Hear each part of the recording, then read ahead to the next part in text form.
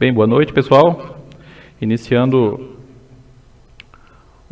a primeira Maratona do Conhecimento da Anhanguera, iniciando honrosamente com a minha disciplina.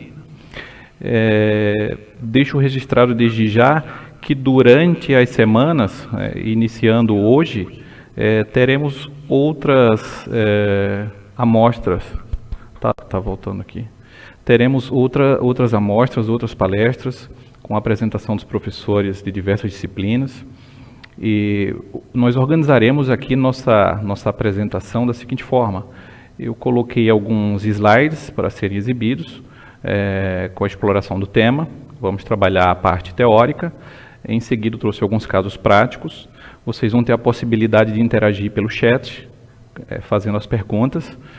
Em determinado momento, nós vamos tentar segurar um pouco para responder algumas das perguntas dos senhores, mas fiquem bem à vontade para interagir. O nosso canal, pelos grupos do WhatsApp, ficaram abertos, inclusive, para troca de ideias sobre essa temática. Fiquem bem à vontade. Apesar de estarmos fazendo aqui a live ao vivo, eu deixo para vocês abertos para a gente poder interagir aí durante a semana. É um tema interessante, está na ordem do dia. Nós temos aí, para vocês terem uma ideia, mais de 30 pedidos de impeachment tramitando atualmente na Câmara dos Deputados, e com certeza é um tema palpitante para os senhores.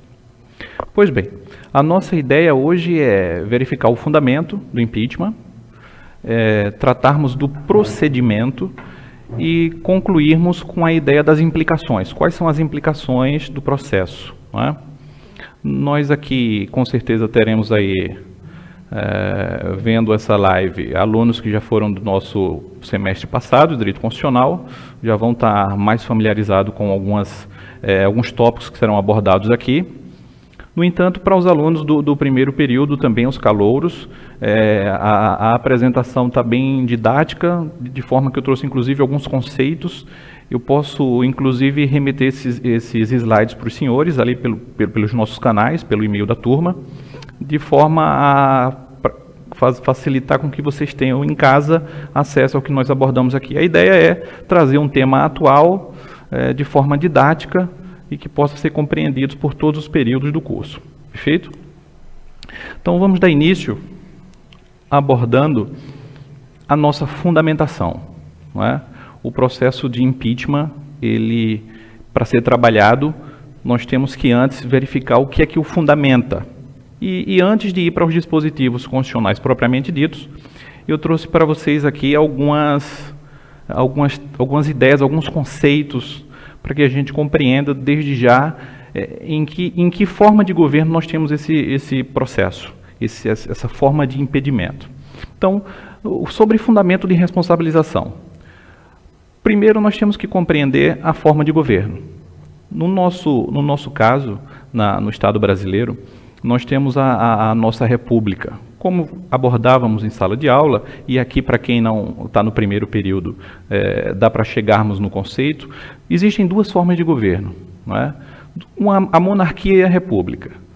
A monarquia é caracterizada por diversos, poderíamos dizer, princípios que contrapõem-se à república. Então, a partir do momento que eu explico a ideia e a característica e a principiologia da república, por consequência, vocês começam a compreender qual seria o regime de governo monárquico. Então, isso é fundamental, porque somente na república nós temos processo de impedimento.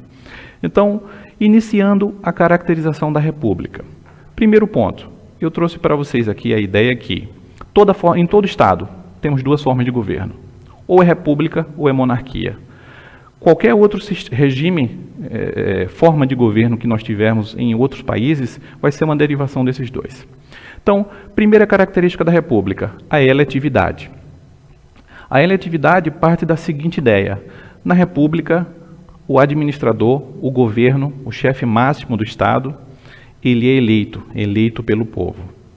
Em contraposição ao regime monárquico, em que você tem uma fundamentação teocrática, na monarquia nós não temos a eleição. Na monarquia nós temos um rei, um imperador, que tem uma legitimidade muitas vezes divina. Então, a eletividade é a primeira característica da república.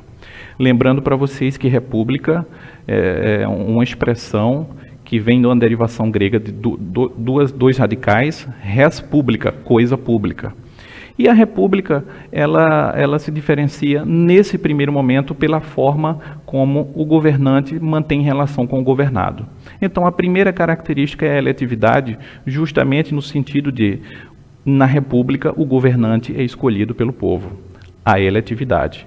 Repetindo, na monarquia, nós temos uma legitimação teocrática, uma legitimação onde o povo não escolhe o seu governante, o seu administrador. A segunda característica da república seria a periodicidade. Da mesma forma que o povo elege o seu representante, esse representante ele não tem uma governança perpétua, ele não fica vitaliciamente no cargo, na função, na gestão pública. Essa periodicidade é caracterizada pelo mandato certo, pelo um prazo certo. Então, na periodicidade, o governante eleito exerce o seu mandato por um determinado momento, por um determinado período de tempo. Na República Brasileira, conforme a nossa Constituição, o período de administração, de governança do presidente da República é de 4 anos. Permitida uma reeleição e podendo chegar então a 8 anos de mandato. Então, segunda característica importante é a periodicidade. Contrapondo-se à República. Na República, além de não haver a eleição, na periodicidade é uma característica ausente da monarquia. Na monarquia, nós temos uma vitaliciedade. E a vitaliciedade é caracterizada justamente por um governo perpétuo, ou por um governo vitalício, até o fim da vida daquele governante.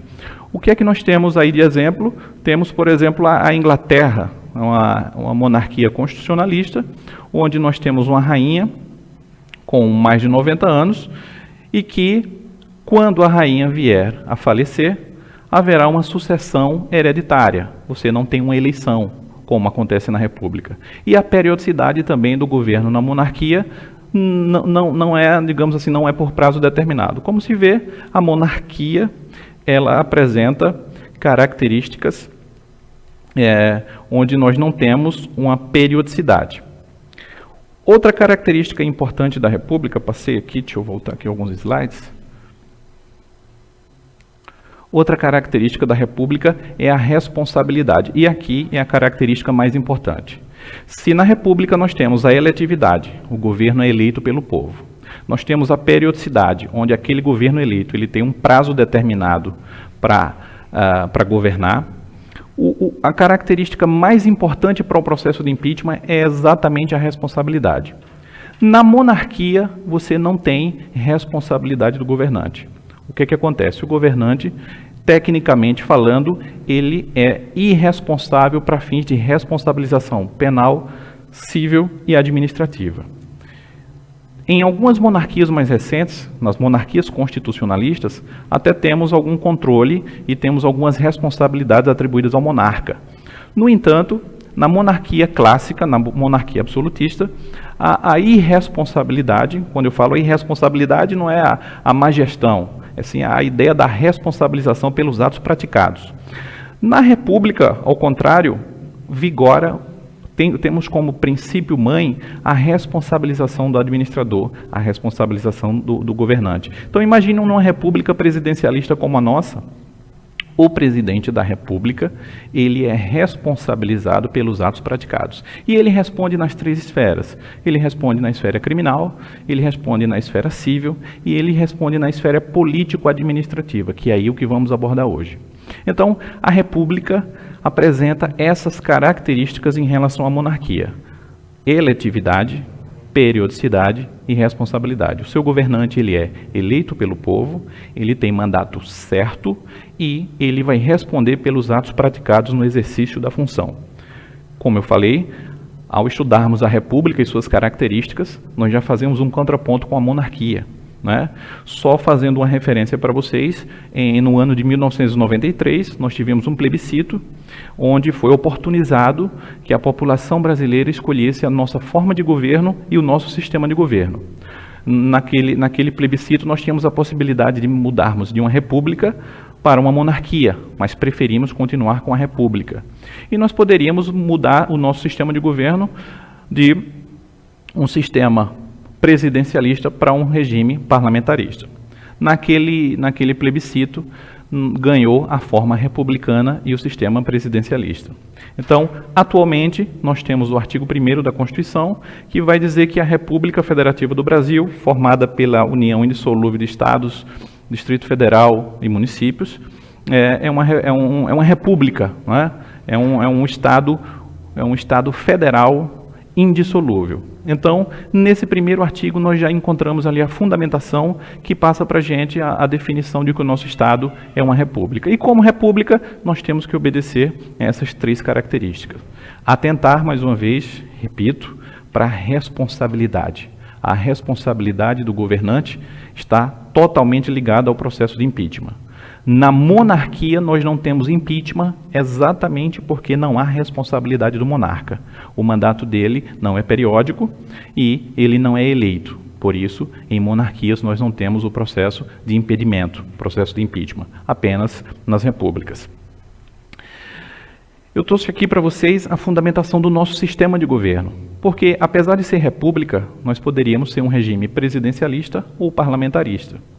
E a depender do sistema de governo, se presidencialista ou se parlamentarista, quando surgem as crises, as saídas para as crises também são diferenciadas. Eu coloquei aqui para vocês a ideia do presidencialismo versus parlamentarismo, e aqui eu fiz uma comparação, o que acontece com esses regimes na hora de verificarmos a responsabilização do governante.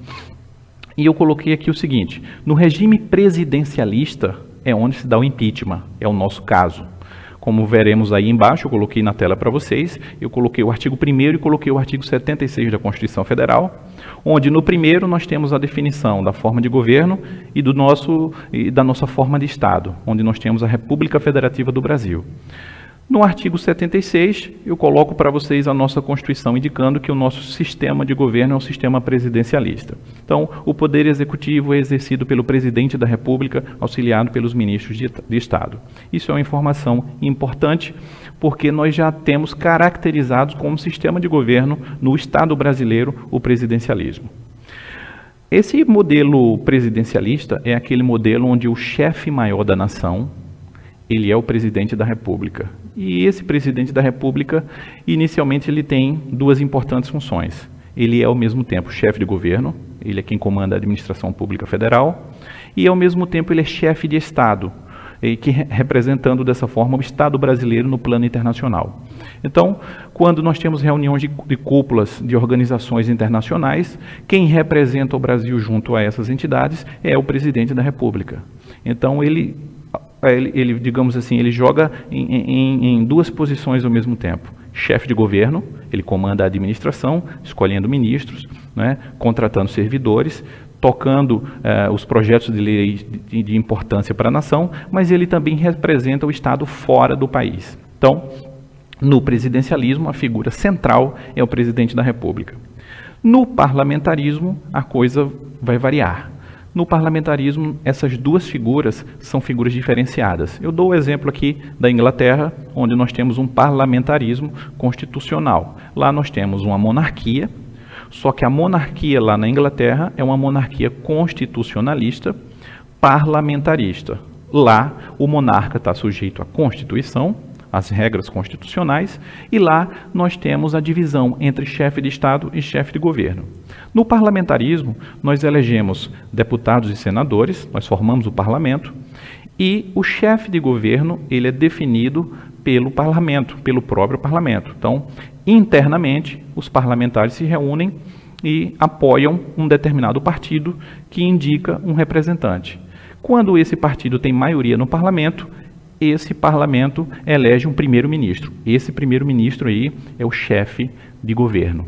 O atualmente Boris Johnson, lá nos Estados Unidos, lá na Inglaterra, ele é o primeiro-ministro da Inglaterra, ele é o chefe de governo, ele é quem toca as políticas públicas, ele é quem verifica as prioridades, elenca aquilo que está na ordem do dia para a Inglaterra, e ele toca a administração.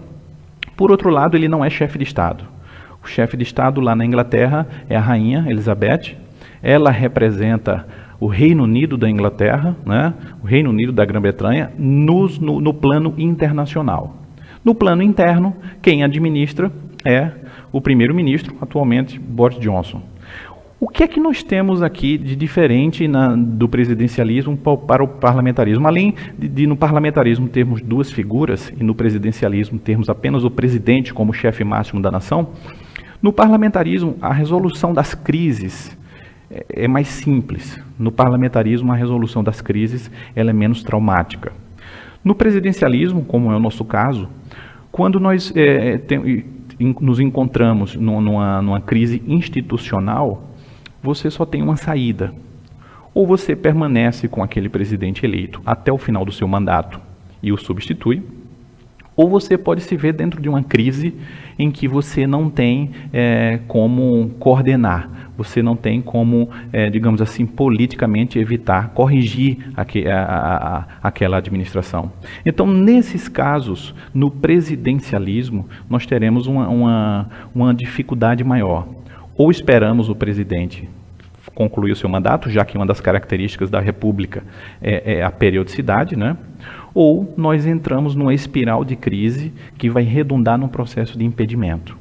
E um processo de impeachment é traumático, porque vai nos tirar uma pessoa que foi eleita democraticamente, né, pela maioria dos brasileiros, no entanto, que em determinado momento perdeu o apoio popular ou perdeu o apoio político. E aí, para sair da crise no presidencialismo, a saída é bem traumática, porque envolve todo um processo de impeachment, que é um processo longo, é um processo onde o país inteiro para, o Congresso Nacional não legisla, não aprova os projetos de importância para a nação. Nós temos ali, na verdade, um processo em que nós podemos passar mais de um ano envolvidos num processamento que vai se dar nas duas casas, como vamos ver em seguida, e que pode culminar ou não, ao final, com o impedimento do presidente da República. Então, o processo de impeachment não é algo bom para o país. Nunca foi. É um remédio constitucional, não é golpe, é um remédio institucional previsto na Constituição Federal, tá? E dentro dessa lógica, sendo uma saída prevista na Constituição, é uma saída legal, é uma saída legítima. Só que não é só estar previsto na lei que os nossos problemas acabam, não é? A conjuntura política fica muito esgarçada, fica muito deficiente naquele período em que você tem uma discussão travada entre situação e oposição para a retirada de um presidente, repito, eleito democraticamente. Vocês viram como foi ali em 2016, no impeachment da presidente Dilma Rousseff. Nós tivemos ali uma paralisia do país, não se aprovou nenhuma das medidas importantes para a modernização do Estado brasileiro, e nós tivemos ali um processo traumático, político traumático, que redundou em eleições bipolarizadas, né, onde nós tínhamos ali duas grandes correntes, quase que torcida de futebol, justamente impulsionada pelo aquele perde-ganha do impeachment. Então o impeachment é aquele procedimento onde todos perdem. Logicamente, em determinadas situações, pode ser que seja o único caminho para, assim, o Estado ressurgir. Mas é interessante observar que no parlamentarismo esse procedimento de desgaste é menos traumático. No parlamentarismo, o que é que nós encontramos? Nós encontramos um primeiro-ministro que está lá não eleito pelo povo, mas sim eleito indiretamente pelo parlamento. Não é? Foi eleito porque tinha uma maioria no parlamento, e o parlamento é quem mantém ele naquele poder, naquele cargo. A partir não tem prazo, não é? Diferentemente do presidencialismo, que você tem um mandato fixo. No parlamentarismo você não tem esse mandato fixo, você se mantém lá até enquanto você tiver a maioria no parlamento. Quando você perder o apoio, a legitimidade política da casa, você deixa de ser o primeiro-ministro. Então, essa legitimidade no parlamentarismo, ela poderíamos dizer assim, mais fácil de resolver crises. Por quê? Se no presidencialismo nós só temos duas saídas: ou deixa o presidente concluir o mandato, ou inicia-se um processo de impedimento traumático. No parlamentarismo, essa crise institucional pode ser sanada, muitas vezes, pelo um procedimento de perda de apoio no parlamento, onde você, perdendo o apoio, você perde a cadeira de primeiro-ministro. Muitas vezes os primeiros ministros na Inglaterra sequer passam por esse procedimento, né, esse voto de desconfiança. Muitas vezes, os primeiros ministros, quando percebem que estão perdendo o apoio, eles mesmos renunciam. E renunciam justamente para que se eleja depressa um novo primeiro-ministro e o país saia dessa crise. Então, no parlamentarismo, a crise é de mais rápida resolução, exatamente pela forma que se dá essa sucessão ao cargo. Então, no presidencialismo, nós temos essa dificuldade. Parlamentarismo, nós temos a facilidade da perda do apoio já significar uma possível troca. Tá? Tivemos agora a Theresa May tentando aprovar o Brexit, não é, a saída da Inglaterra do Reino Unido, perdão, da União Europeia, e quando ela não conseguiu aprovar, ela estava passando por uma desconfiança do parlamento, que iria tirá-la, ela imediatamente renunciou, né? Ela sai de cena, o parlamento elege um novo primeiro-ministro com o apoio da casa, e a partir dali nós temos um novo governante. Então é um processo mais simples. No parlamentarismo, nós temos uma resolução, muitas vezes em uma semana, de uma troca de um governo. No presidencialismo, nós carregamos ele sangrando ou até o final do mandato, ou nós passamos aí alguns meses ou até anos num procedimento de impeachment. Então, essa é a legitimação, é a fundamentação do processo. E para que fique bem claro, esse processo de impeachment ele deriva da prática de um crime. No entanto, é muito comum haver uma confusão sobre o crime comum e o crime de responsabilidade. O impeachment é um problema sério, surge de uma crise institucional, só que o presidente ele tem que dar causa. O presidente, no nosso país não existe uma coisa do direito americano que chama-se recall. Nos Estados Unidos, em alguns estados, nós temos o recall, que nada mais é do que uma possibilidade dos eleitores elegerem um determinado governante e verificando alguns meses que aquele governante não cumpre com a sua promessa de campanha, as pessoas podem ir às urnas e fazer o chamado recall. O nome é bem esse mesmo, recall, que é justamente aquilo que acontece quando nós temos um problema num veículo, por exemplo. A montadora nos chama para trocar a peça. Lá nos Estados Unidos é um instrumento político onde o eleitorado pode ir às urnas para manter ou não aquele governante eleito. Vejam que no Brasil nós não temos essa figura. Nós não temos o recall. Tá? Então, o que acontece? No segundo momento aqui da crise, a crise institucional, a crise política, normalmente ela surge, mas para que o processo de impeachment tenha prosseguimento, nós dependemos da prática de um crime de responsabilidade. E o crime de responsabilidade não é qualquer delito. Por isso eu trouxe aqui no slide para vocês a diferença entre o crime comum e o crime de responsabilidade. O crime comum é aquele que nós já conhecemos, é aquele que vocês estudam em direito penal. Né? É aquele crime de natureza penal tipificado em leis penais. Eu coloquei ali no Código Penal ou na legislação extravagante, que é aquelas leis que estão fora do Código Penal. Então, nesse crime comum nós aplicamos que pena? Pena privativa de liberdade, multas ou penas restritivas de direito. Tá? Então, no crime comum nós temos uma pena comum, que são as penas previstas no Código Penal ou na legislação especial.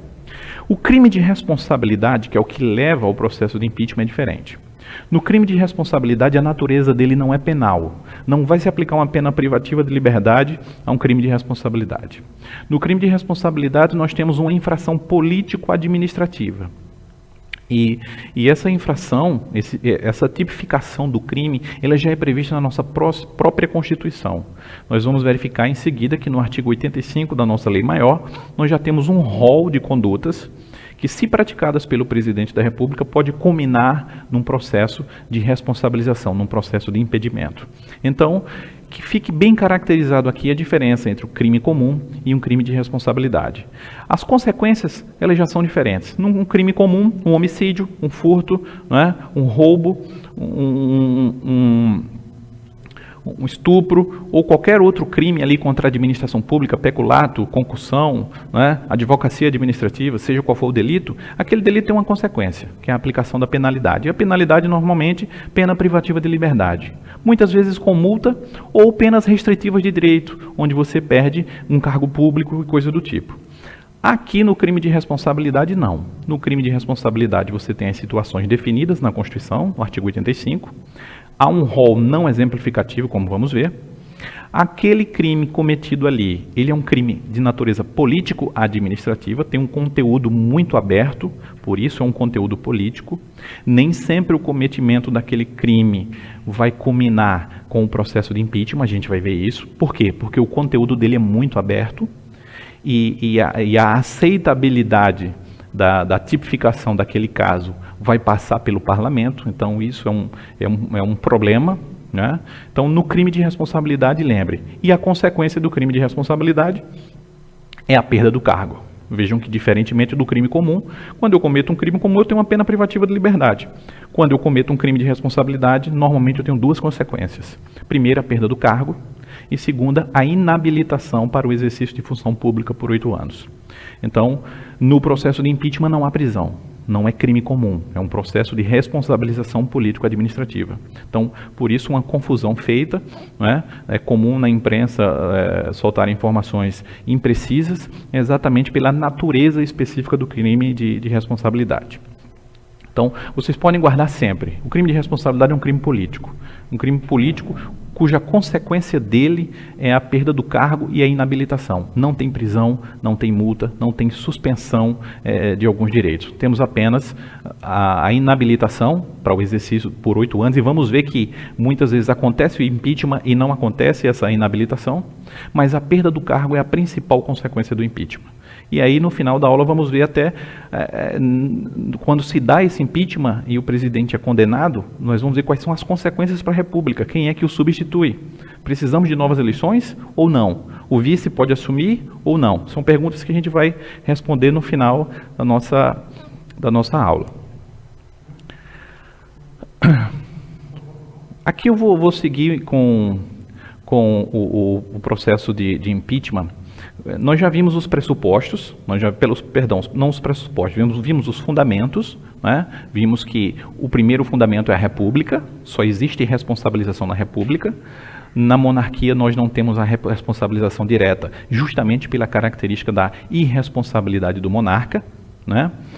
O processo de impeachment, fazendo uma definição para vocês, é um procedimento que poderá culminar com o impedimento. Impeachment vem de impedimento, tá? A própria tradução do termo impeachment é impedimento para o exercício de uma função. Então, poderíamos, digamos assim, conceituar impeachment como procedimento que poderá culminar com o impedimento para o exercício de alguns cargos, em razão da prática de um crime de responsabilidade. Como eu falava para vocês, só há impeachment se houver crime de responsabilidade. Se houver crime comum, o procedimento não é o impeachment, tá? Nós poderemos verificar isso num segundo momento. Então, o impeachment leva ao impedimento e esse impedimento pode acarretar a perda do cargo. Para concluir esse primeiro trecho aqui, nós vamos verificar apenas a origem do impeachment. Vejam, em todas as constituições brasileiras, desde 1891, nós temos o impeachment como um processamento que pode levar à perda do cargo do presidente da República. Importante registrar que a nossa primeira Constituição não é a de 1891, mas é a nossa primeira republicana. A Constituição do Império, ela não previa um procedimento de impeachment, justamente porque nós não tínhamos um presidente, nós estávamos numa monarquia onde nós tínhamos um imperador. Então, o imperador, na Constituição de 1824, ele era dotado da ideia da irresponsabilidade, ele não respondia perante os governados. Somente a partir de 1891, com a instituição da República, é que nós temos uma Constituição, a instituição da República em 1889, a Constituição de 91, ela traz um dispositivo onde ela já prevê o processo de impeachment. Então, desde a nossa primeira Constituição republicana que nós já temos um procedimento de impedimento. O processo de impedimento, ele não é criação brasileira, ele surge lá na Inglaterra, ainda em 1376. Vejam que surgiu na Inglaterra justamente quando a Inglaterra já era monárquica e absolutista. A grande resposta para esse surgimento na Inglaterra é a Magna Carta, do rei João Sem Terra. O que acontece? Em 1376 nós tínhamos uma monarquia, e não comecei a aula dizendo a vocês que numa monarquia não tem impedimento, não tem impeachment. E realmente, nessa época na Inglaterra, o que nós tínhamos era o impedimento dos ministros, que eram os assessores do rei. O rei não sofria impeachment porque o cargo do rei não é eletivo, não é periódico e não tem responsabilidade. Mas os ministros do rei, eles sim, eles eram dotados de responsabilidades e eram afastados por um processo de impeachment. No Brasil, repito, somente em 1891 é que vamos conhecer o procedimento de impeachment, e vários presidentes passaram por um processo de impeachment, mas somente dois se concretizou: o presidente Fernando Collor e a última presidente em 2016, Dilma Rousseff. Foram os dois processos de impeachment que lograram êxito, ir até o fim e causaram o impedimento do presidente da República. Tivemos vários outros pela história, mas foram procedimentos que não foram levados adiante. Os Estados Unidos, seguindo a tradição da Inglaterra, também colocou um processo de impeachment em sua Constituição, e foi justamente a Constituição dos Estados Unidos a única que inspirou a nossa Constituição republicana. Vocês poderão fazer alguns comentários e perguntas ali pelo chat, e na medida do possível vou tentando responder. Se vocês já tiverem nesse momento ali alguma indagação, eu vou escolher ali uma ou duas questionamentos se houver, para clarificar para vocês, para a gente dar prosseguimento. Vimos até agora apenas o fundamento e o conceito. Precisaremos ver todo o procedimento, tá? Então vou dar um rápido intervalo para vocês fazerem as indagações ali. Vou pegar no chat, se tem alguma coisa, já vou responder para não acumular tudo para o final. Perfeito?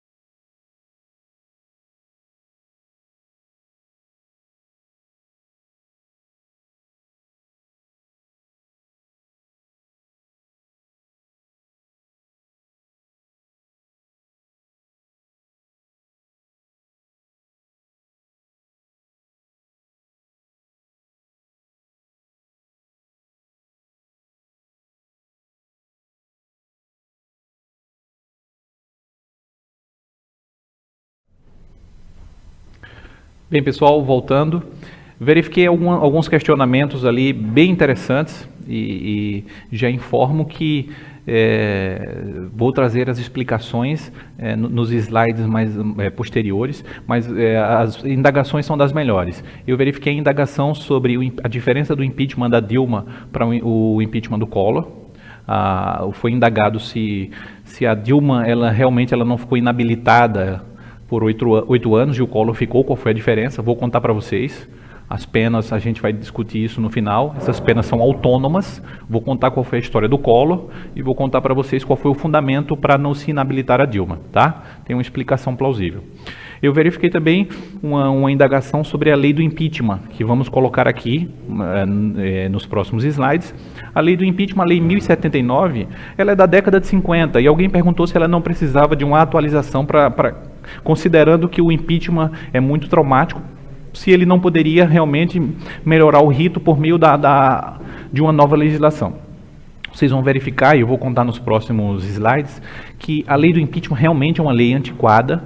Ela foi recepcionada pela Constituição naquilo que for compatível. Ela tem um procedimento ainda que previa determinadas, como é que eu posso dizer, determinadas categorias do direito que não existem mais, tá?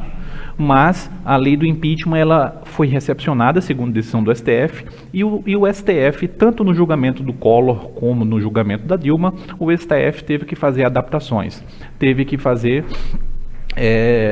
determinadas interpretações para que a lei ela tivesse a constitucionalidade assegurada. Vou mostrar para vocês, vou fazer todo o rito do impeachment com vocês, vou falar sobre a penalidade ao final e lá no final vamos trabalhar exatamente a ideia da autonomia das penas, da perda do cargo e da inabilitação para o exercício da função pública por 8 anos. E aí vamos falar porque o Collor pegou e a Dilma não pegou. Foi uma artimanha do Senado, do Lewandowski na época, ou existe um fundamento constitucional ou até mesmo jurisprudencial para esse caso, tá? Então as perguntas foram ótimas, o alto nível. Foi indagado também a questão o parlamentarismo e o presidencialismo nos seus formatos, eles não são puros.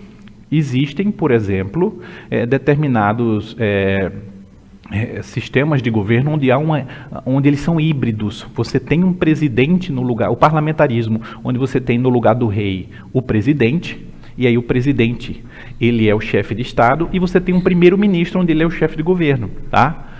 Nós estudamos as formas puras. O parlamentarismo britânico foi o exemplo que eu dei, onde nós temos uma rainha e um primeiro-ministro, mas nós temos também na Europa situações onde nós temos um presidente e um primeiro-ministro. É um parlamentarismo, só que o chefe de Estado é um presidente eleito e não um monarca. Pode acontecer isso, as formas elas se misturam.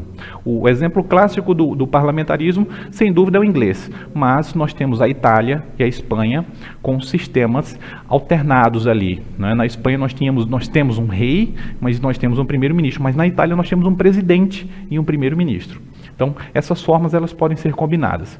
Em relação ao julgamento Dilma-Collor, vou contar a história de um e de outro e a gente vai chegar lá, tá? Eu trouxe aqui para vocês a ideia dos casos de impeachment, os cargos sujeitos ao impeachment. Eu falei para vocês aqui, estou explorando o presidente da República, mas não apenas o presidente da República pode sofrer um processo de impeachment.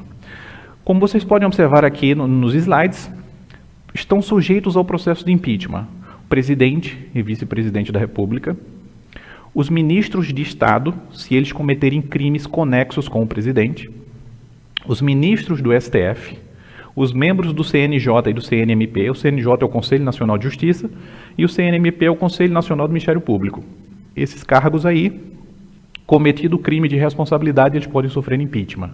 Podem ainda sofrer impeachment e serem afastados pela perda do cargo e pela inabilitação. O Procurador-Geral da República, o Advogado-Geral da União e governadores e prefeitos. No Rio Grande do Sul, inclusive, há meses atrás, tivemos um prefeito que sofreu um processo de impedimento. Então, para vocês verem que prefeitos e governadores também sofrem desse mesmo mal, se assim cometerem crime de responsabilidade. Como eu já falei para vocês, eu coloquei no destaque aqui no slide, o objeto da nossa conversa hoje é o impeachment do presidente da República. Por isso que não vamos verificar, até porque não daria tempo, a gente teria que sair umas 2 da manhã daqui, a inabilitação dos outros cargos que eu coloquei aqui para vocês, eles esporadicamente são relatados na imprensa. Existia pressões ali para um impeachment do Gilmar Mendes, porque ele é ministro supremo, né? Vimos já o pessoal pedindo isso nas ruas, né? O Procurador-Geral da República, esses dias houve uma cogitação de que se ele não atuasse nas situações atuais, ele poderia sofrer um processo de impeachment, né, por omissão, mas o nosso objeto aqui é tratar do cargo de presidente da República e, por consequência, já dá para a gente verificar também o impeachment do vice-presidente da República, né? E vamos ver no final como é que fica a situação pelos afastamentos. Crime de responsabilidade do presidente da República. Como eu falei para vocês, o artigo 85, ele traz um rol, e já deixo registrado que esse rol ele é apenas exemplificativo, ou seja, um rol não taxativo. Esse artigo traz os crimes que, como eu falei para vocês, são crimes de responsabilidade, não crimes comuns. Tá? Vejam que os tipos são muito abertos aqui. Quando eu falo tipo aberto, é que a definição é vaga. Tá? Diferentemente do direito penal, onde nós temos os crimes comuns, os tipos são muito fechados e, digamos assim, cheio de detalhes. Nos crimes de responsabilidade você tem expressões vagas, exatamente porque são crimes políticos. O parlamento pode aceitar aquilo como crime ou não.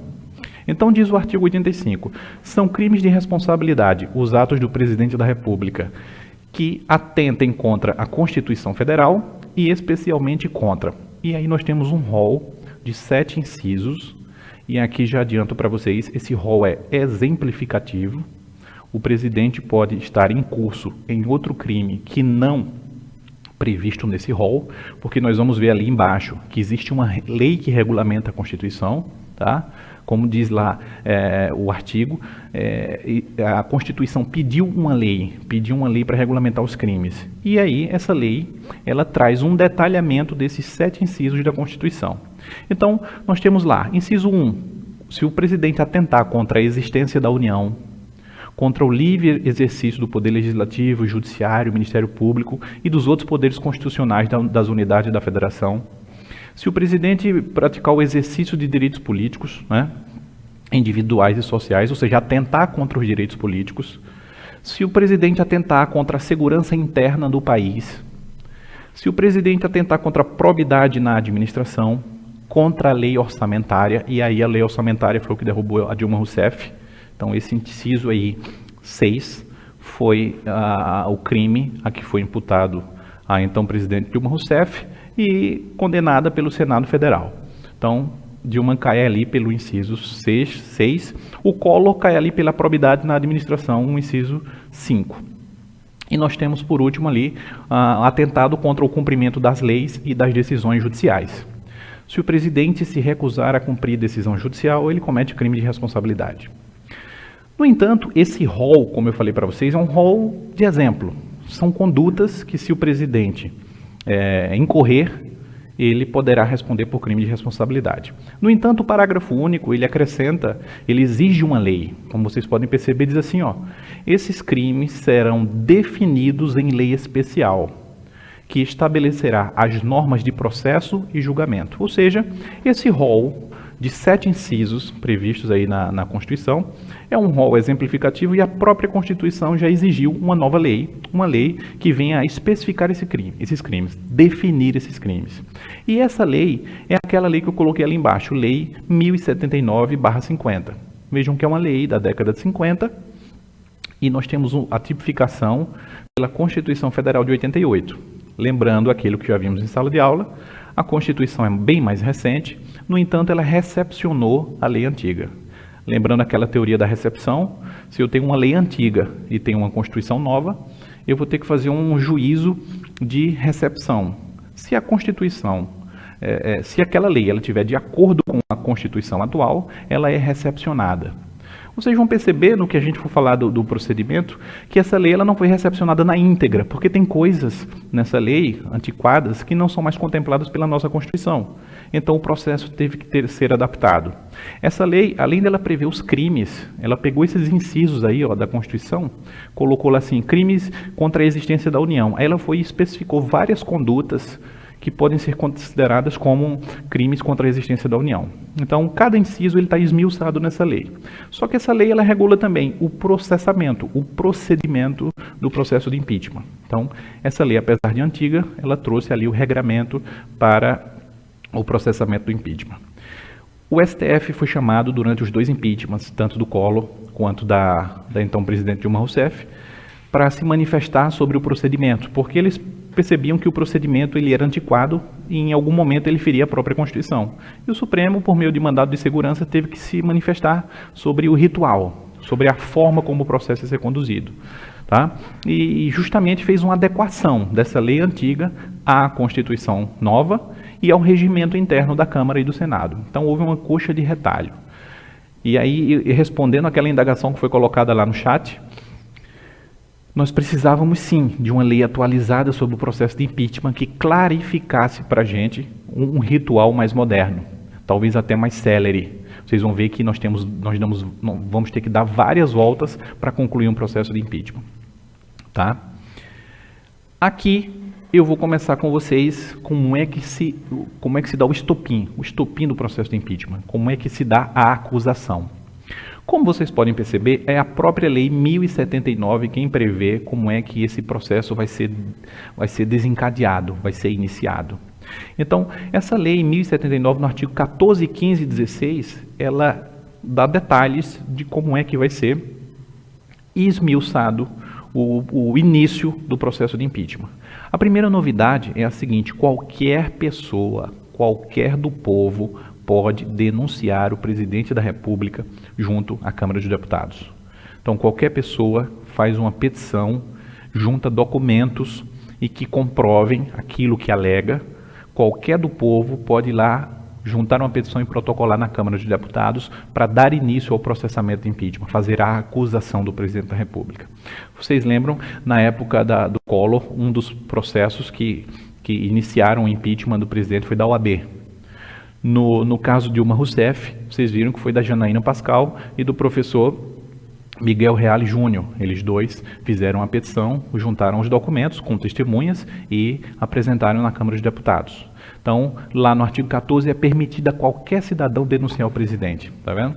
Ou o ministro de Estado por crime de responsabilidade perante a Câmara dos Deputados. O processo de impeachment é desencadeado na Câmara. Nós temos ali o artigo 15, que nos diz como é que a denúncia ela tem que ser recebida. Então diz lá, ó, a denúncia só poderá ser recebida enquanto o denunciado não tiver, por qualquer motivo, deixado definitivamente o cargo. Claro, o objetivo do impeachment é você tirar o presidente do cargo. Se ele já tiver saído do cargo, vamos supor, acabou o mandato, você não tem por que fazer um processo de impeachment, exatamente porque a principal pena é a perda do cargo, é o impedimento, e nesse caso você não vai ter desencadeado o processo de impeachment. No artigo 16, diz como é que a denúncia tem que ser instruída. Então, ó, a denúncia assinada pelo denunciante e com a firma reconhecida deve ser acompanhada dos documentos que comprovem da declaração de impossibilidade de apresentá-la, com a indicação do local onde possam ser encontrados outros documentos, né? A produção de testemunhas, diz que deverá conter um rol de testemunhas em número de 5 no mínimo. Então, juntamente com a petição e os documentos, você tem que arrolar pelo menos 5 testemunhas, porque essas testemunhas, essa prova documental, vão ser processadas lá na Câmara para verificar se aceita ou não aquela acusação, aquela denúncia contra o presidente da República. Então ela tem que estar instruída. Esses 3 artigos falam dos requisitos, vejam lá da Lei 1079/50. Ela diz aqui quais são os requisitos para se iniciar o processamento. Aqui agora eu falo rapidamente para vocês. Para se fazer o impeachment, nós mostramos a legitimidade de qualquer cidadão, com documentos e juntada de prova testemunhal. Mas quais seriam os pressupostos para o impeachment? Quais seriam os 3 elementos que fariam com que o processo de impeachment ele fosse desencadeado, ele venha a ter o sucesso? Primeiro, o processo de impeachment ele vai precisar do cometimento de um crime de responsabilidade, como eu falei para vocês. E esse aí é o estopim, crime de responsabilidade. No entanto, nós vamos ver que a definição de crime de responsabilidade é político. Muitas vezes um presidente vai abusar de cometer crime de responsabilidade e nunca vai ser aceito pela Câmara, porque ele tem força política. Ou às vezes um simples deslize que venha a caracterizar como crime de responsabilidade já pode levar ele ao impeachment. Foi o que aconteceu com Collor. Tinha um partido pequeno, né? E aí nós temos ali o segundo pressuposto, perda de apoio político. Se você perde apoio na Câmara e no Senado, você está fadado a ser empichado, como é uma expressão utilizada agora no impeachment da Dilma. Na verdade seria impedido, mas vem se utilizando o termo empichado. Então, a perda de apoio político talvez é o principal pressuposto para que se ocorra o impeachment. O cometimento do crime de responsabilidade é um conceito muito fluido, ou seja, uma determinada conduta que é crime de responsabilidade pode não levar a um processamento. Por quê? Porque pode ser que o presidente tenha força no Congresso, na Câmara e no Senado, e aquilo não vai passar. No entanto, se ele tem a perda do apoio político, qualquer deslize, por menor que seja, pode servir de fundamento para o cometimento de um crime de responsabilidade. Então, cometimento do crime de responsabilidade, perda de apoio político, e o terceiro, perda do apoio popular. Vejam que Dilma só sai, o processo de impeachment dela só vai ser desenrolado, inclusive o crime de responsabilidade por ela sofrida, difícil de explicar, foi um crime contra a ordem financeira, né? Um crime complexo de se explicar, era uma conduta praticada antes pelos presidentes, mas eles tinham apoio e não cairiam por aquilo. Então, quando ela cometeu um crime de responsabilidade, quando ela perdeu o apoio político, e os políticos não mais confiavam nela, e aí começaram a aprovar o procedimento, e quando o povo foi para as ruas, aí formou-se a tempestade perfeita. Se você tem o povo ao seu lado, possivelmente você vai ter o Congresso amedrontado, eles não vão querer tocar o processo. Se você não tem o povo ao seu lado, seu povo ele não vai para as ruas lhe apoiar, e ele é indiferente, mas se você não tiver apoio político, você pode cair. O crime de responsabilidade é um conceito muito aberto, né? Às vezes, por uma expressão mal colocada, eles podem levar em consideração que você atentou contra os três poderes. E isso aí pode levar ao desencadeamento de um processo de impeachment. Então, os três pressupostos aí, bem claros, para vocês compreenderem como é que esse processo ganha força. Cometimento de crime de responsabilidade é o pressuposto jurídico, né? Só que é uma definição política. Perda de apoio político e perda de apoio popular. Agora nós temos o primeiro processamento na Câmara. Vocês viram que qualquer do povo pode chegar e apresentar denúncia contra o presidente da República. E começa onde? Começa na Câmara dos Deputados. A Câmara dos Deputados faz o que nós chamamos de juízo de admissibilidade da acusação. É o presidente da Câmara dos Deputados quem tem o grande poder de rejeitar as denúncias ou fazer com que ela prossiga.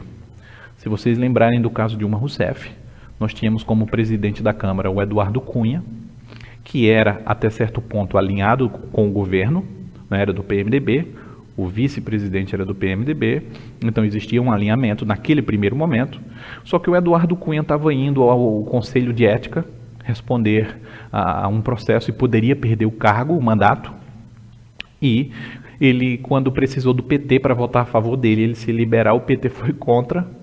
E o que Eduardo Cunha faz? Em represália ao PT, ele recebe o pedido de impeachment. Tá? Ele recebe o pedido de impeachment e manda processar. O que eu quero dizer é que os processos de impeachment durante o mandato presidencial, eles chegam aos montes. Só que o presidente da Câmara tem esse poder de liminarmente nem dar processamento, dizer que ali você não encontra justa causa para o processamento. E isso é uma prerrogativa política do presidente da Câmara. O STF já se manifestou contra isso. Quando o Cunha não analisava os processos contra a Dilma, chovia mandado de segurança no Supremo para que ele cumprisse a Constituição.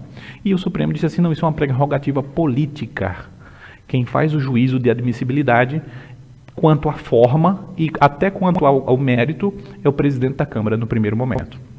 Então, o presidente da Câmara é o todo-poderoso para tocar esse início do procedimento de impeachment. Então, o presidente da Câmara ele faz um exame preliminar dos requisitos, tanto nos requisitos na forma como nos fundamentos. e simplesmente, na maioria das vezes, ele arquiva, ele sai arquivando. O problema todo se dá quando ele admite e manda processar. É aí onde se inicia um processo político na Câmara. Ainda não é o impeachment, porque o impeachment depende, ele passa por dois momentos. Nós temos um momento na Câmara e nós temos um momento no Senado. O momento na Câmara é onde inicia-se o procedimento, é onde se vai autorizar o processamento. A Câmara só faz isso, ela faz a análise de admissibilidade. Só que quando faz a admissibilidade e concorda com a denúncia, o processo vai para o Senado, onde é o órgão julgador do presidente da República. É o legislativo fazendo às vezes de judiciário. Lembra aquela função atípica que nós vimos em algum momento lá em direito constitucional. Então, após a análise, ele poderá rejeitar imediatamente e arquivar a acusação. Nesse momento não tem nem defesa prévia. Tá? O presidente nem se defende porque, na maioria das vezes, ele vai indeferir de plano, ele vai arquivar. Agora, quando ele recebe a acusação, o presidente da Câmara institui uma comissão e essa comissão vai emitir um parecer. Então, imagine na época da Dilma, quando o Eduardo Cunha aceita o processamento do pedido de impeachment, monta-se uma comissão interna na Câmara para emitir um parecer. E esse parecer vai fundamentar ali se houve crime de responsabilidade ou não no primeiro momento. É uma análise ainda superficial, porque quem julga mesmo é o Senado. Na verdade, é só admissibilidade. Eles querem ver o seguinte: existe o fundamento, por mínimo que seja, de crime de responsabilidade. Se houver, eles autorizam o processamento e vai para o Senado. Se não houver, eles já arquivam na Câmara. Vejam que na Câmara nós temos o primeiro recebimento, é o presidente, que recebe ou não. Se ele receber, vai para uma comissão emitir um parecer. Só que esse parecer ele pode até ser contrário. Esse parecer ele não vai ser seguido pelo plenário normalmente. Ele pode ser rejeitado pelo plenário. Imagine que na época da comissão, da Dilma, a comissão rejeitasse o impeachment. Só que aquele parecer ele vai ser julgado em sessão aberta da Câmara dos Deputados. Sessão aberta onde os 513 deputados vão votar. É aquilo que aconteceu naquele domingo, onde a gente via os deputados indo lá e pela minha esposa, pela minha mãe, por não sei quem, sim. E o outro dizia pela Constituição, pelo direito, não. E aí, no final, nós tínhamos aquele cenário ali, toda uma tarde de votação. Por quê? Porque mesmo que aquele parecer da Câmara rejeite o impeachment, o plenário pode aprovar. Então, ao fim e ao cabo, depois que emitem aquele parecer e vai à votação, quem decide é o plenário. E o plenário, se por 2/3 dos deputados, ou seja, 342, são 513 ao todo, se 342 concordarem com a acusação, está autorizada a abertura do processo de impeachment. Vejam que a Câmara, ela só autoriza o processamento, ela não julga nada, ela autorizou. Então, naquele dia em que 342 concordaram com a acusação, o processo sai da Câmara e vai para o Senado. Ele foi admitido. E, repito, se eles tivessem dito não, o processo seria arquivado. Então, o processo pode ser arquivado em dois momentos. Já quando o presidente da Câmara recebe, né, ou no dia do julgamento, em sessão aberta. O STF disse que durante o processo de impeachment não tem sessão secreta. Tá? E aí todo mundo tem que ir, dar a cara a tapa e dizer se vota sim ou não e dar uma resposta à sociedade. O que é que nós temos agora no processamento? Saiu da Câmara, estou contando que a Câmara autorizou a abertura do processo. Autorizou-se a abertura do processo, vai para o Senado. O Senado Federal é quem tem a prerrogativa, é quem tem o poder de julgar o presidente. Então a Câmara só autoriza. Chegando no Senado, nós temos 3 fases, tá? 3 fases. O que é que o Senado faz em 3 fases? Eu pensei que era uma na Câmara e uma no Senado. Não, a Câmara autorizou, o processo foi para o Senado. Chegando no Senado, o Senado ainda vai fazer o seguinte: o Senado não é obrigado a receber. O Senado vai fazer uma análise prévia para verificar se recebe a denúncia e começa a processar o presidente. Então, a Câmara autorizou. Se a Câmara não tem autorizado, o Senado não podia fazer nada. Mas se a Câmara autorizou, primeiro o Senado vai ver se recebe. Por quê? Porque pode ser que o presidente tenha a minoria na Câmara e perca. Então, o Senado vai fazer uma segunda análise de viabilidade, uma segunda análise política.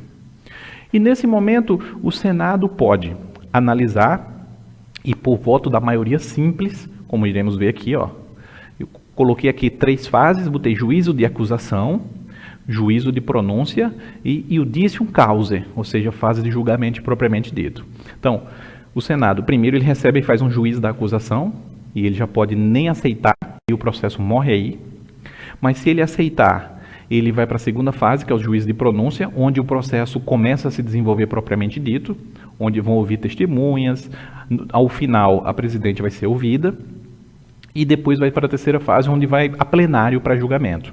Então, vamos ver fase por fase. Aqui na primeira fase, o que é que nós temos? Fase de acusação. Chegou no Senado, o Senado instaura uma comissão, aquela comissão analisa, dá um parecer e, independentemente do conteúdo do parecer, vai a plenário. E no voto aberto, por maioria simples. Maioria simples quer dizer metade dos presentes vão dizer se aceitam o recebimento da denúncia. Vejam que aqui é feita uma segunda análise de admissibilidade. O Senado não é obrigado a processar porque a Câmara autorizou. Tá? Então, no primeiro momento, o Senado faz uma rápida análise, vota um parecer, e se disser que sim, que recebe, aí o processo começou. É aqui que o processo começou no Senado, quando o Senado diz que recebe. E aí, admitida a acusação pelo Senado, o presidente já é afastado por 180 dias. Então é aquela imagem que vocês viam de Dilma Rousseff saindo do Palácio do Planalto, né? E tem que sair da presidência, tem que abandonar a estrutura oficial e naquele período já assume o vice-presidente da República. Tá? Aquele período ali, a presidente sai de cena, ela vai ser processada por 180 dias, ela tem que se afastar. Se o processo demorar mais de 180 dias, ela volta, mas geralmente o processo ali dentro ele não passa disso aí. Então, o Senado recebeu a denúncia, fez a análise que há uma possibilidade de cometimento de crime, o presidente é afastado. É nesse momento que está instaurado o processo no Senado Federal. Se excedeu o prazo de 180 dias, o presidente volta até a conclusão do processo, porque pode ser que seja absolvido, pode ser que seja condenado. Feita essa primeira fase no Senado, passa-se a uma segunda fase. E essa segunda fase é a instrução probatória. Nessa fase vamos verificar a petição, vamos ouvir a acusação vai falar no plenário do Senado, né? A defesa vai falar no plenário, a presidente vai ser ouvida por último, o interrogatório dela é o último de toda a fase, né? Só depois tem o julgamento. Então nessa segunda fase, que é a instrução processual propriamente dita, também vai ter um parecer, vai uma comissão do Senado ouvir as partes, ouvir as testemunhas, vocês viram um mínimo de 5, né? Ouvir as testemunhas de acusação, as testemunhas de defesa, e por último, a presidente vai lá fazer a sua defesa pessoal. Então, concluída essa segunda fase, onde o presidente faz a sua própria defesa ao final, né? Aqui tem novamente uma votação para aprovar ou rejeitar o parecer. Pode ser que depois de ouvir as testemunhas, ouvir a presidente, o Senado mais uma vez diga assim, não foi crime de responsabilidade e já arquive o processo aqui. Vejam que é político, né? A comissão vai lá fazer um parecer, vai ouvir testemunhas, vai ouvir a presidente, pode ser que essa comissão chegue lá e diz assim, ó, lembrando que nesse momento o Senado é presidido pelo presidente do STF.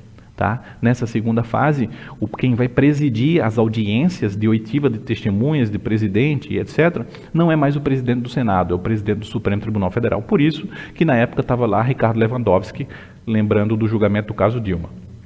Então ele preside o Senado em todo o processo, depois de instituído o processo, até o fim. Mas ele não julga como juiz detentor de jurisdição. Ele apenas preside, porque a decisão, afim ao cabo, é dos senadores. Tá? É apenas uma participação de um poder, para vocês verem aí os 3 poderes funcionando, né? Um sendo julgado, um sendo o julgador, mas um outro poder presidindo. Mas a decisão, ao final, é política. Então, se o plenário entender, após a votação do relatório, que a acusação procede, aí nós vamos para a última fase. E agora a última fase é a fase de julgamento.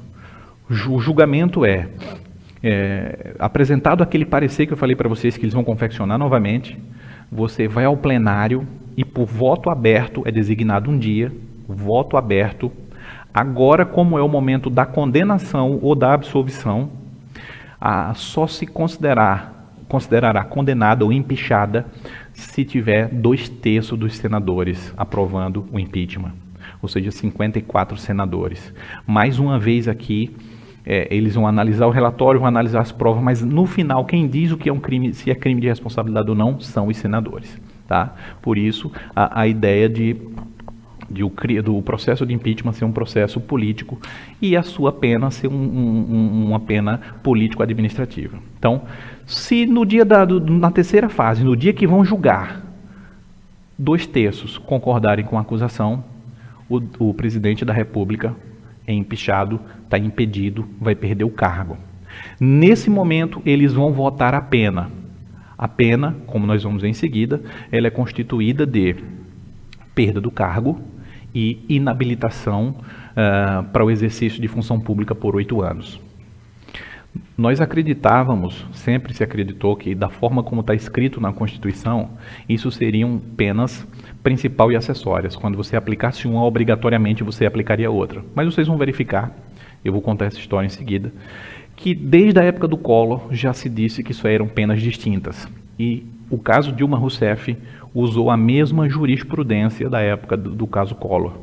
Parece uma incoerência na leitura, mas que fique bem claro que houve uma repetição de jurisprudência. O STF não votou diferentemente como votou lá atrás. Houve uma manutenção da jurisprudência. Se certa ou se errada, o que acontece é que o tribunal usou um precedente. Tá? Da forma como empichou um presidente, empichou outro e aplicou as mesmas penalidades. Tem diferença? Tem, vamos ver em seguida. Então, as penas, hoje em dia, o STF entende que as penas são autônomas. A perda do cargo é uma pena e a inabilitação para o exercício de função pública é uma outra pena. Pode ser aplicadas as duas ou pode ser aplicada a perda do cargo apenas. A pena principal é sempre a perda do cargo. Mas a outra não é uma pena acessória que vai acumuladamente. Ela é uma pena autônoma e ela pode ser desmembrada. Foi o que aconteceu nesse julgamento. Pois bem, nessa segunda fase, após julgada a terceira fase, eu só trouxe os dispositivos constitucionais para que vocês observem de onde sai tudo isso que eu falei. Se a gente analisar, o artigo 52 diz lá que compete privativamente ao Senado, e aí diz processar e julgar o presidente ou vice-presidente da República nos crimes de responsabilidade, bem como os ministros de Estado e os comandantes do Exército, Marinha e Aeronáutica. Né? Mas o parágrafo único é o nosso norte agora. O que é que diz o parágrafo único? Nos casos previstos nos incisos 1 e 2, ou seja, o julgamento do presidente e do vice-presidente, funcionará como presidente do Senado ou do Supremo Tribunal Federal, foi o que eu falei. Limitando-se à condenação, que somente será proferida por 2/3 dos votos do Senado, que é aquela história, só se 2/3 votarem a favor, a pena será a perda do cargo, com inabilitação por 8 anos para o exercício de função pública, sem prejuízo das demais sanções judiciais cabíveis. Isso quer dizer, quando diz assim, sem prejuízo das demais sanções judiciais cabíveis. Estou querendo dizer aí que, além da perda do cargo e da inabilitação, se o crime de responsabilidade, porventura, também caracterizar crime comum, o presidente continuará respondendo pelo crime comum, o ex-presidente, no caso. Então, sobre o crime de responsabilidade, as duas penas, perda do cargo e inabilitação para o exercício da função pública. No entanto, poderá seguir respondendo pelo crime comum, se assim for o caso. Tá? Então, eu vou dar uma rápida pausa para mais uns questionamentos. Em seguida, a gente retorna para a conclusão com a discussão sobre a aplicação da pena e os casos de Collor e Dilma Rousseff.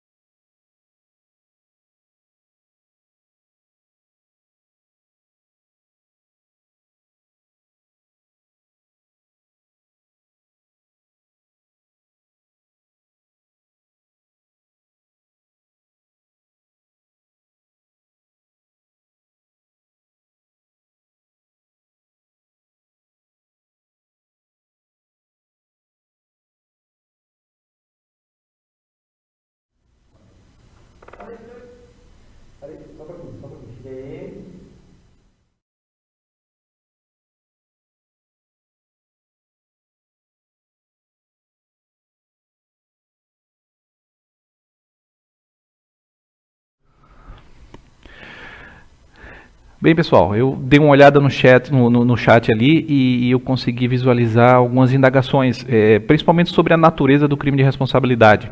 Eu vi alguns comentários dizendo, o crime de responsabilidade nem parece crime. Realmente, são naturezas distintas, como eu havia falado para vocês. O crime comum é aquele crime de natureza penal, cuja pena é a pena privativa de liberdade, a multa ou a pena restritiva de direito. O crime de responsabilidade tem uma natureza diversa, é crime político. Como vocês podem ver, o presidente poderia cometer as maiores arbitrariedades contra a Constituição, mas ele tem um parlamento ao lado dele e aquele processo de impeachment nunca ir para frente. Isso aí é um fato, tá? A natureza do crime de responsabilidade é eminentemente política. Isso aí não resta dúvida. Com base nessa informação, eu trouxe até para vocês aqui na tela o controle jurisdicional. A ideia é, se é um crime de natureza política, o Supremo Tribunal Federal poderia anular uma decisão do Senado? O Supremo Tribunal Federal poderia forçar o presidente da Câmara a processar um impeachment? Essas perguntas que eu fiz aqui a vocês já foram respondidas pelo Supremo nos dois processos de impeachment que conhecemos, o do Collor e o da Dilma. Não. O Supremo Tribunal Federal não pode reformar o mérito. Não pode reformar o mérito. E não pode reformar o mérito por quê? Pela própria natureza do crime de responsabilidade. Se é um crime político, vai depender de quê? Da conveniência e da oportunidade para se instaurar o procedimento. Então, não vai precisar do conceito técnico de crime. Eles vão analisar o conceito político de crime. Isso aí foi assentado pelo STF em 2 mandados de segurança, tanto na época do Collor como na época da Dilma, e ficou assentado, ficou resolvido que crime de responsabilidade não se analisa o mérito pelo Supremo. Mas, Edmar, eu vi que naquele processo de impeachment o Supremo foi chamado a se manifestar sobre diversas situações. Sim, foi chamado a se manifestar sobre procedimento. O que é que acontece? Vocês têm que ter a compreensão de que o crime político, o momento político, ele pode mudar. Então, quando o presidente da Câmara recebe recebe aquela denúncia e autoriza o processamento dela, o presidente vai tentar ao máximo usar medidas postergadoras para que esse processo demore o máximo possível. Por quê? Porque durante o processo ele pode obter apoio político e derrubar o processo no Senado. Isso aí é lógico. Imagina que quando a Dilma teve a Câmara autorizando o processo, se ela tivesse força política no Senado, aquela decisão da Câmara não teria prosperado. O Senado teria barrado o impeachment. No entanto, ela não teve a habilidade política e o momento não a favorecia. Estávamos no meio do petrolão, o povo já estava nas ruas e criou-se aquela tempestade perfeita que eu falei para vocês. Falta de apoio político, um crime de responsabilidade identificado e falta de apoio popular. É a tempestade perfeita. O povo nas ruas estimula o político, que muitas vezes até de forma populista aprova aqueles anseios da rua, e nós temos pelo menos um fiapo, uma faísca de crime de responsabilidade, já que o crime de responsabilidade ele não tem uma definição tão precisa. Então, decidido o Senado pela condenação do presidente pelo cometimento do crime de responsabilidade, o STF não pode ser chamado a julgar o mérito. Por quê? Porque a decisão é política. O STF só pode analisar o processamento, o procedimento, justamente para preservar o contraditório, a ampla defesa. A presidente Dilma queria que, na época, lessem todo o relatório do processo, já para demorar. E aí eles leram todo o processo. A presidente queria, a todo momento, o contraditório. Ela queria o contraditório no início, quando recebeu o processo. Se defendeu na Câmara, o Supremo autorizou. Quando ela foi para o Senado, ela se defendeu na primeira fase, ela se defendeu na segunda fase. Na hora da leitura do plenário, queria-se uma nova defesa, o STF em algum momento indeferiu, mas o STF ele é chamado a se manifestar sobre o processamento. Tá? Contra o mérito, não há. Se o Senado condenar, o Supremo não poderá reverter a decisão política. E é exatamente por conta da natureza do crime de responsabilidade. As consequências do impeachment. Antes de falar das consequências do impeachment, que aí nós chegaríamos ao final, eu queria voltar aqui para falar do caso perguntado ali no chat. Qual foi a pergunta? Quando a gente lê aquele dispositivo da Constituição, do artigo 52, nos parece que a decisão ela é muito clara. Eu voltei aqui o dispositivo. No parágrafo único nós temos assim: nos casos previstos no inciso 1 e 2, ou seja, julgamento do crime do presidente e do vice-presidente, funcionará como presidente ou do Supremo, tudo bem. Limitando-se a condenação que somente será proferida por 2/3 dos votos, como a gente viu, o Senado tem que aprovar por 2/3 dos 81 senadores, e a pena será a perda do cargo, vejam que diz assim, com inabilitação por 8 anos. Fazendo uma leitura, uma interpretação bem literal, chega a dar a ideia de que a perda do cargo, automaticamente você tem a inabilitação, porque diz assim, ó, perda do cargo com dá uma ideia de adição, né, de soma. Então, perda do cargo com inabilitação por 8 anos.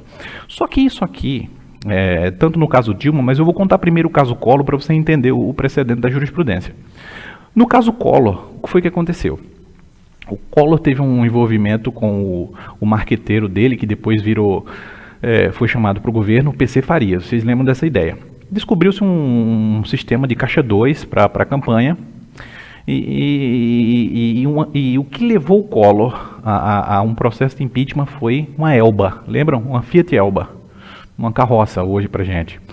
Aquele carro, ele foi a prova de que Collor teria praticado um determinado ilícito já na presidência da República. Ele teria recebido propina, ele teria se apropriado de recursos que originavam-se de demandas escusas. Isso aí o irmão dele denunciou na Veja, a revista semanal.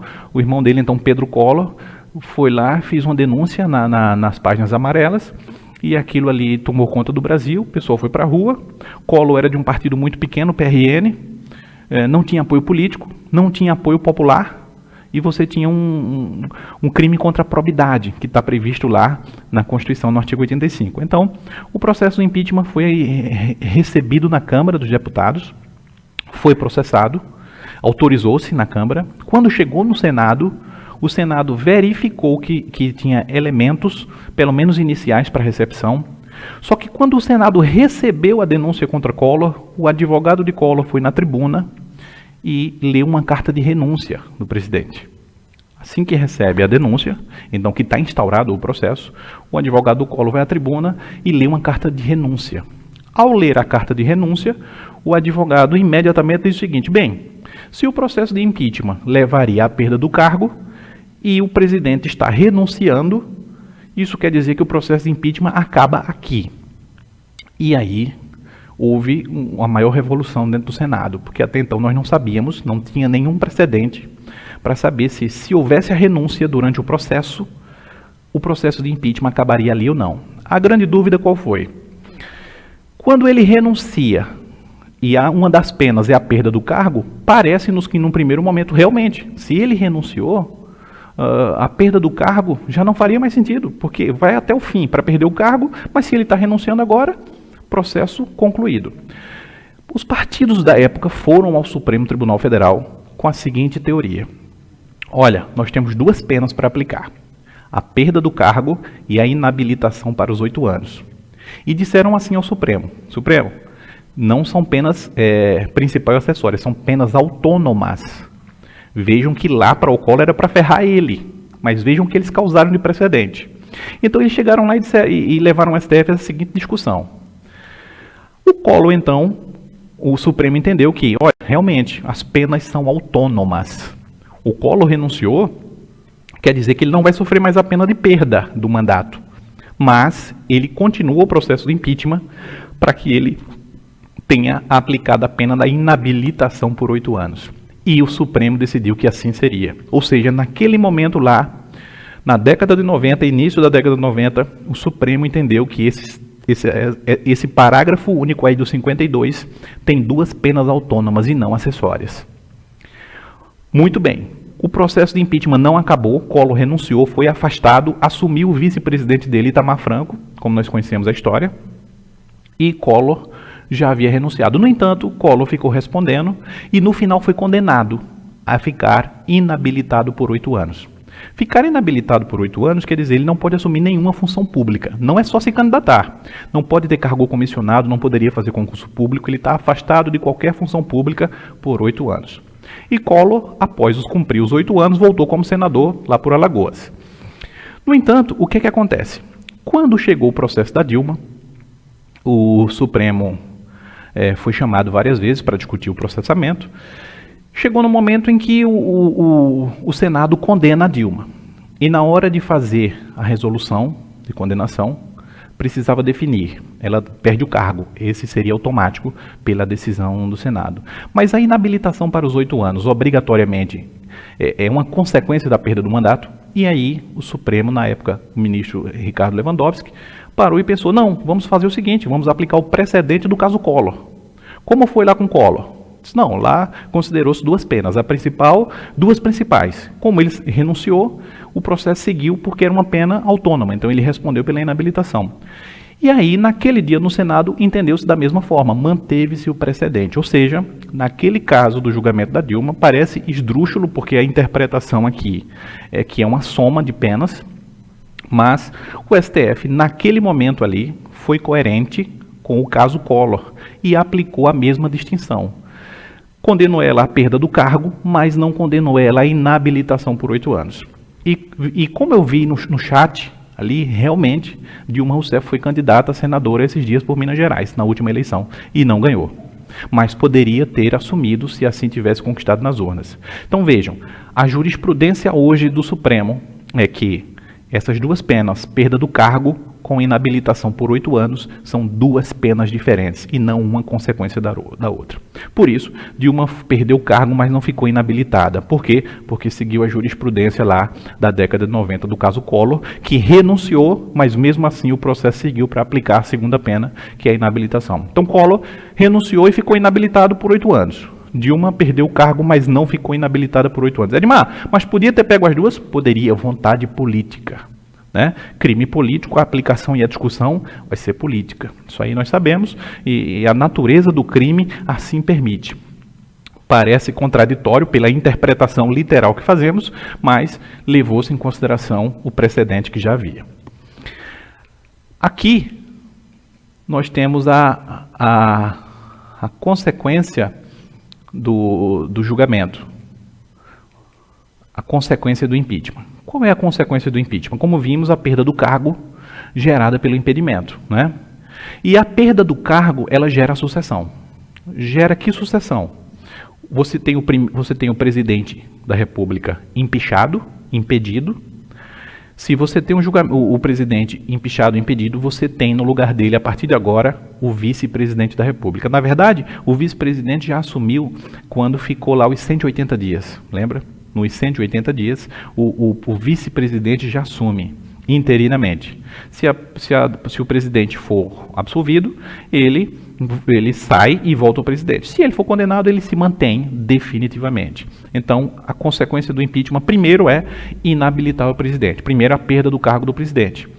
Assume o vice-presidente. É o que diz lá o 79, ó, substituirá o presidente no caso de impedimento e o suceder-lhe-á no caso de vaga o vice-presidente. Só que preste atenção numa coisa, o vice-presidente também pode ter cometido crime juntamente com o presidente. Pode ser que o vice-presidente, imagine um crime, um descumprimento de decisão judicial, que o presidente e o vice implementaram. O presidente iniciou descumprindo, quando o vice assumiu por algum momento também descumpriu. Os 2 teriam cometido crime de responsabilidade, os 2 iriam ser julgados. Por que os 2 podem ser julgados? Porque se os 2 forem impedidos, aí nós vamos para aquela sequência do artigo 80. Ó. Em caso de impedimento do presidente e do vice, ou vacância dos respectivos cargos, serão sucessivamente chamados ao exercício da presidência da República o presidente da Câmara dos Deputados, o do Senado e, por último, do Supremo. Só que aí nós temos mandatos temporários, eles assumem para preencher. Até porque o artigo 81 diz que tem que ser convocada novas eleições. Lembrando, se sai só o presidente, assume o vice. para que tenha essa sucessão da presidente da Câmara, do Senado e do Supremo, tem que haver dupla vacância. Sair o presidente e sair também o vice nesse caso. Então, o parágrafo 1º vai lá e diz, ocorrendo a vacância dos últimos 2 anos, ou seja, nos últimos 2 anos de mandato, a eleição é indireta. A eleição é dentro do próprio Congresso Nacional. Dentro do Congresso vai um ser eleito para continuar o mandato, para terminar o mandato. Não é por mais 4 anos, é para terminar. Se a perda do cargo, do mandato do presidente e do vice se der nos 2 primeiros anos, aí nós temos eleições diretas, vão ser convocadas novas eleições e o povo vai, por meio da eleição direta, escolher o seu representante. Tá? Isso aqui é bem importante, porque a consequência do impeachment pode inabilitar o presidente, mas poderá impedir o presidente e o vice-presidente. Tá? No caso da Dilma, o cometimento era ela que estava no exercício da função, quando do cometimento do suposto crime de responsabilidade, ela foi empichada. O vice-presidente, que já assumiu quando do afastamento preliminar dela, apenas ficou em definitivo para cumprir o restante do mandato. Tá? Então, são as consequências do impeachment. Lembrando que tudo que vimos hoje aqui trata do processo de impeachment apenas, tá? Apenas do processo de impeachment. Nos crimes comuns, a situação é um pouco diversa. Nos crimes comuns, aqueles que têm as penas tipificadas no Código Penal ou em legislação especial, as consequências são diversas. O procedimento é outro, não se chama de impeachment, tá? É um processamento por crime comum, que nós iremos ver em um outro momento, porque tem uma série de consequências outras que não esses de responsabilidade. Só para vocês entenderem um momento dessa nossa conversa aqui, tramitam lá na Câmara até ontem 28 denúncias contra o atual presidente. Se a qualquer momento o presidente da Câmara receber qualquer dessas denúncias, abre-se um processo de impeachment e vai para o Senado, para que o Senado analise se recebe ou não e processa ou não. Então, o que fica aqui para a gente é crime de responsabilidade, é crime de natureza política, porque o presidente da Câmara já tem o poder de barrar a denúncia no início, no nascedouro. Se ele aceita, o Senado tem 3 fases para rejeitar ainda. Não aceita, diz que não há crime e na hora de julgar, o Senado ainda pode absolver o presidente. Tá? E as 2 penas que são aplicadas, lembrando, são tidas pelo Supremo como penas autônomas. Embora, quando a gente faz a leitura lá do 52, parece que eram penas acessórias. Eram para ser aplicadas uma junto da outra. Mas o Supremo assim não entendeu, e quem dá a última palavra sobre a interpretação constitucional é o Supremo. Não temos muito o que fazer. Eu abro nesse momento aí para vocês fazerem alguns questionamentos, porque de repente eu posso aqui responder algumas indagações, e ao responder as indagações de vocês, pode ser que clareie mais ainda a aula e possamos chegar aí nas maiores dúvidas de vocês. Tá? Vou aguardar alguns instantes as indagações e volto para responder, para que possamos concluir o nosso encontro da melhor forma possível.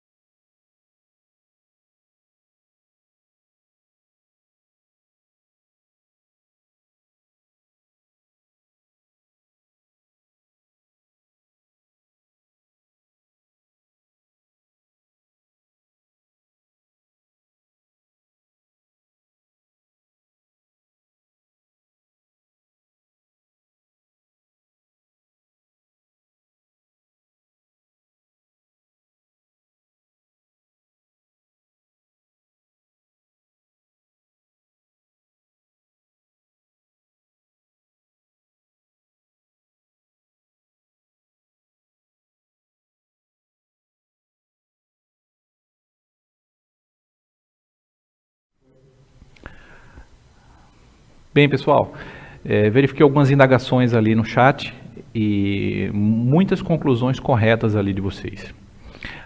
Uma indagação interessante e que eu acabei respondendo agora no final: o presidente e o vice-presidente da República podem sofrer o processo de impeachment juntos. Se verificasse que o cometimento do crime foi praticado pelos dois, eles podem sofrer o processo de impeachment juntos e a pena de perda do cargo ser aplicada aos dois, sem problema. Não é comum porque muitas vezes quem está no exercício da função no momento é o presidente da República. E quando ele se afasta, assume o vice, que pode cometer um crime de responsabilidade sozinho. Tá? O vice poderia, inclusive, responder por crime de responsabilidade independentemente do presidente. Mas existe, pelo menos no plano abstrato, a possibilidade de presidente e vice-presidente responderem juntos, sem problema. O problema vai ser a consequência. Nós vamos ter ali um presidente empichado, um vice empichado também, e nós teremos a assunção do cargo, pelo menos temporariamente, pelo presidente da Câmara, ou do Senado, ou do Supremo. Tá? E uma vez feito isso, vai ter que se analisar apenas se vai ter eleição direta nos primeiros 2 anos, ou se for na segunda parte do mandato, nos últimos 2 anos, haver uma eleição indireta. Mas sem problema de responder presidente e vice-presidente. Uma indagação que eu identifiquei ali no chat seria a pergunta se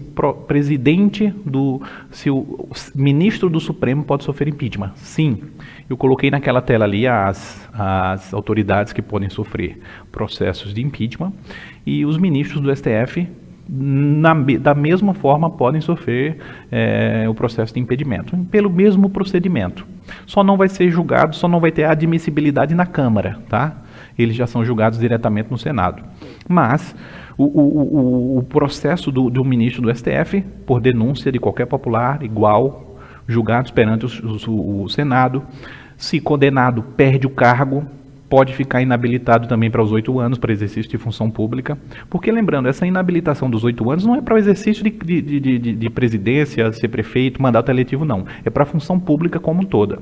Se ele fosse condenado nas 2 penas, sequer ele poderia ser admitido em concurso público ou até exercer cargo em comissão. Então, presidente do Supremo, procurador-geral da República, presidente, vice-presidente, prefeito, governador. Aqui no Rio Grande do Sul tivemos um caso atual, se eu não me engano, o prefeito de Caxias, recentemente empichado por crime de responsabilidade. Pegaram palavras dele, fechamento de UPA, coisa desse tipo, e atribuíram um mandato, um crime de responsabilidade, e no caso dele a Câmara de Vereadores aprovou o impedimento. Tá? Alguém colocou até aí no chat a seguinte indagação. Bem, crime de responsabilidade então não é crime, bastaria o cara não ter apoio no Congresso, na Câmara e no Senado, e ele pode ser impedido. Em grande medida, quem assim pensou está correto. Por quê? Porque o crime de responsabilidade ele tem uma textura aberta, não é? Ele tem um conceito indefinido. Se vocês pegarem a Lei 1079 hoje à noite, derem uma olhada nos crimes de responsabilidade do presidente, vocês vão ver que eles especificam aqueles delitos previstos na Constituição, aquelas hipóteses previstas na Constituição. E tem dos mais diversos. Imagine que o descumprimento de uma decisão judicial já é motivo para impedimento. Está lá na Constituição. Tá? Você atentar contra os outros poderes, de repente, imagine que a Câmara dos Deputados venha a acreditar que qualquer fala do presidente seja um atentado contra outro poder e já queira abrir um processo de impedimento contra ele.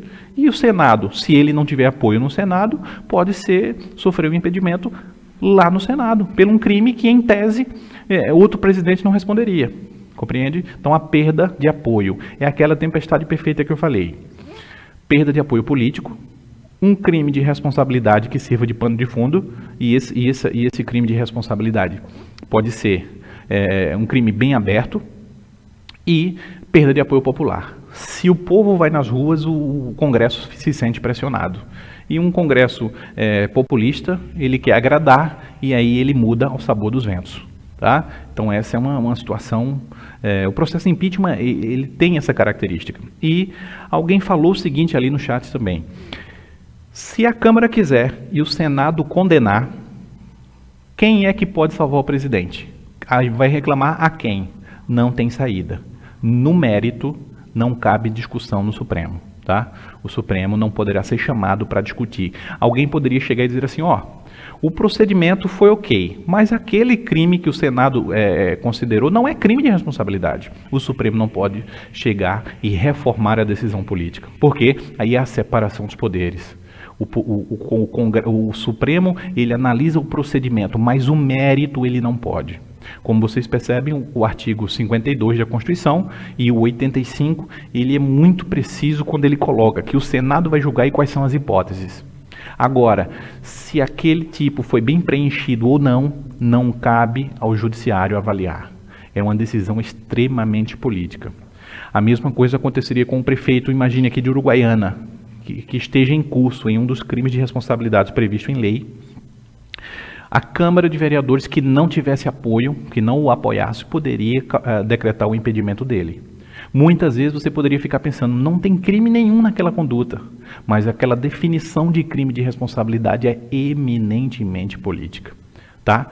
Então, a ideia é, nas próximas lives, conseguimos aí abordar um outro tema de interesse de todos, vamos selecionar, inclusive aceito aí ideias nos grupos, mandando ali na página da instituição, postando ideias que temas que possam ser abordados aqui por nós. Vocês terão também aulas com outros professores, com certeza serão de bom proveito para vocês. São temas aqui que normalmente nós não teríamos tempo de abordar em sala de aula, por serem temas mais complexos e muitas vezes com relevância para o momento. Então é uma forma de aprendermos um tema que normalmente não seria explorado em sala de aula. Tá? Então quero agradecer a presença de vocês, aí, a participação com as perguntas, né? E das próximas vezes nos esforçaremos aqui, um reconhecimento à equipe. Como vocês viram, a gente começou em pé, o negócio era no slide, a equipe aqui em 5 minutos conseguiu reformar tudo para ficar melhor para vocês, e o pessoal aqui do apoio também está de parabéns. Então, até uma próxima, boa noite, bons estudos, e estou à disposição. Vocês sabem os canais ali, tanto dos grupos das turmas, como o e-mail, nós podemos seguir trocando ideias sobre esses temas sem problema nenhum, tá? Valeu, pessoal, boa noite.